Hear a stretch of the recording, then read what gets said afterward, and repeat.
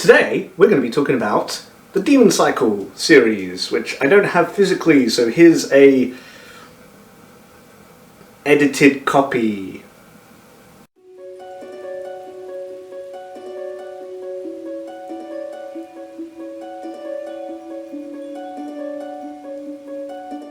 So this is going to be more of a review as a whole over all 5 books. I'm not intending to talk about too many details of each individual book.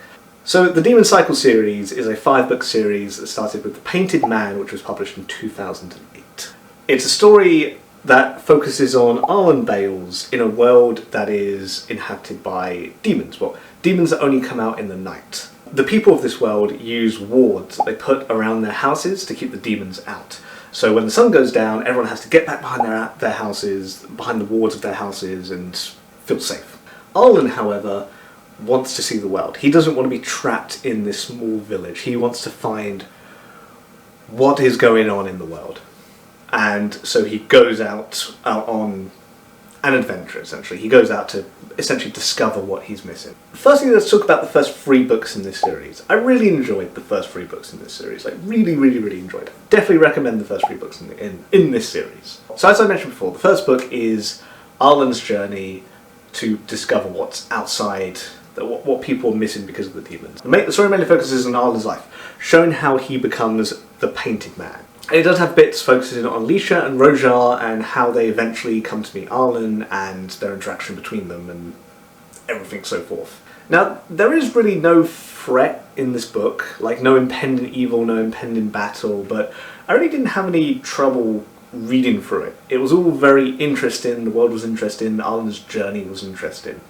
The only real negative I have about this first book, and this is something that crops up again in the series, is that Peter V. Brett seems to have this thing, I don't know what it is, but he seems to have this thing for like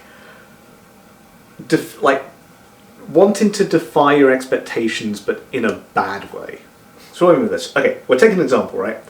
We have a hero and we have a heroine, and we know that these two are going to get together at some point. It's the thing that usually happens in a lot of books.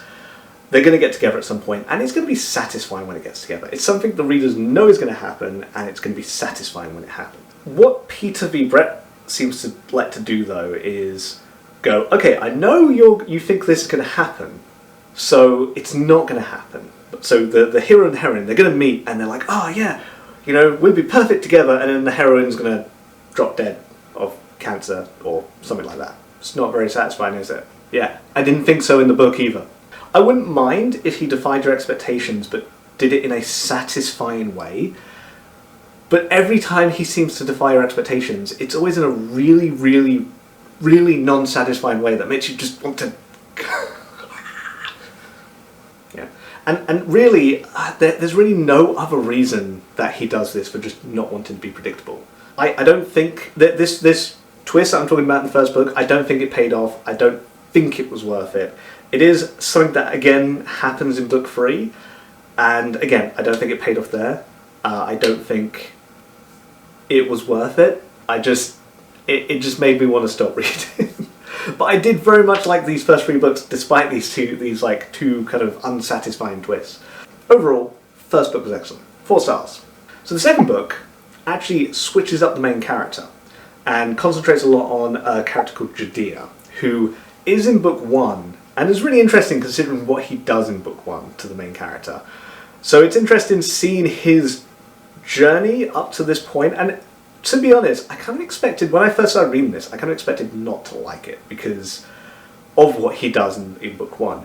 But I think this is a testament to Peter V. Brett's world building, because I was reading like more, almost, in this second book for just learning more about this culture and this world that Judea comes from. We get to see Judea basically from a child to where he got to in book 1, and it was just really interesting finding out about his people and the different rites and trials that they have to go through. At the end of book 2, Judea and his people travel to the Greenlands, which sets up the big climax that we're going to have in book 3, which is again going to be the Arlen versus Judea fight, and their armies kind of battling each other. And again, I love book 2. I thought it was really interesting. Even despite it having It's what is essentially a massive flashback. I thought it was really good, really interesting, and a really good read. Again, 4 stars. And just to go quickly over book 3, apart from the aforementioned twist, I did still love book 3. I would still probably give it like 4 stars. I did think the final battle with Jadir was a little underwhelming. Overall, the story met my expectations. Other than that twist, it met my expectations. But I still really enjoyed it other than that twist that we got. Now, book 4. This is where things start going downhill. Let me elaborate. Book 4 concentrates on all the side characters.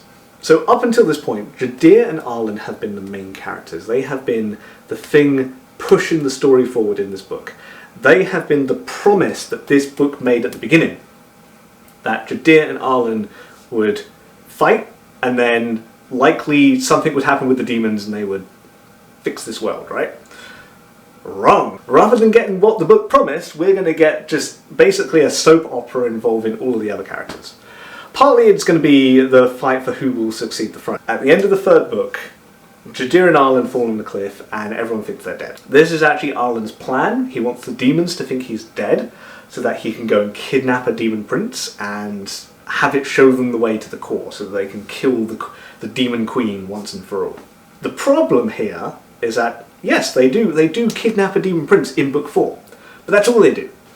They literally kidnap a demon, they make nice, kidnap a demon prince, and then just go like, okay, yes, we have to guard this guy for the rest of this book for some reason. And it's just like, why? Why?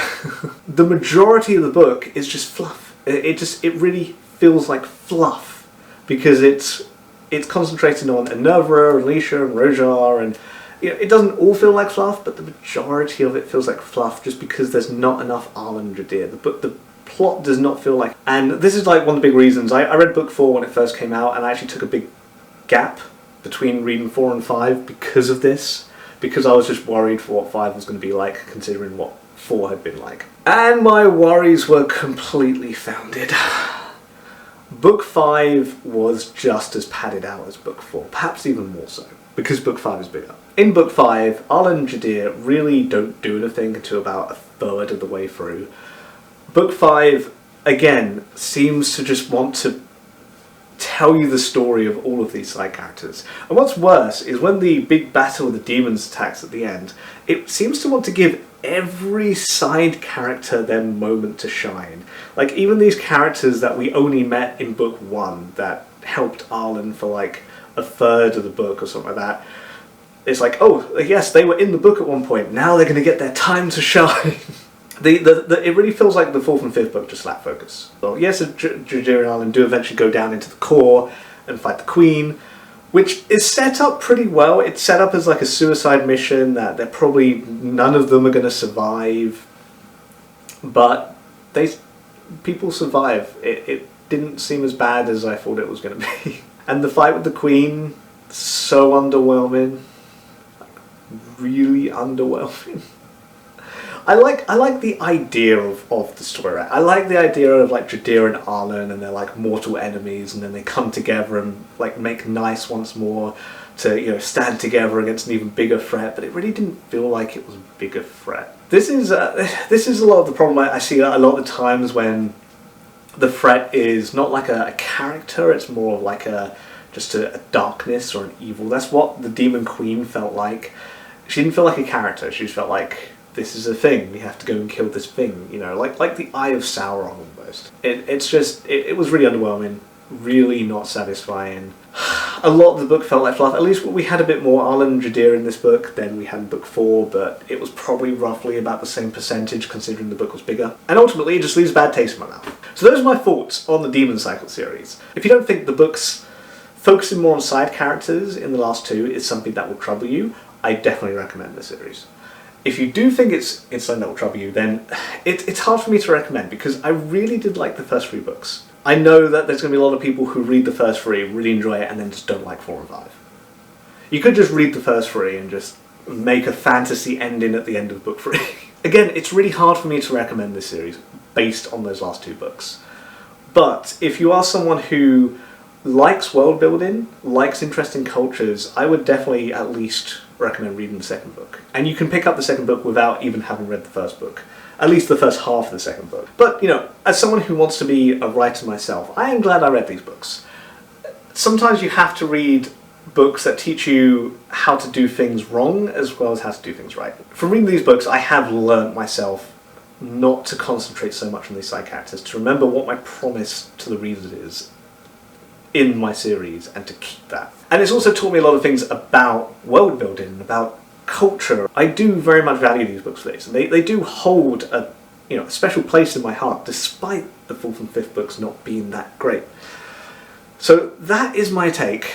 I hope you enjoyed this video. Please give me a like and subscribe. Maybe comment if you've read the books. Maybe comment on what you thought about the fourth and fifth book, whether you agree, disagree. I'd like to read them in the comments. This has been That's F and Rich. I'm Richard Sheraton, and I'll see you in the next one.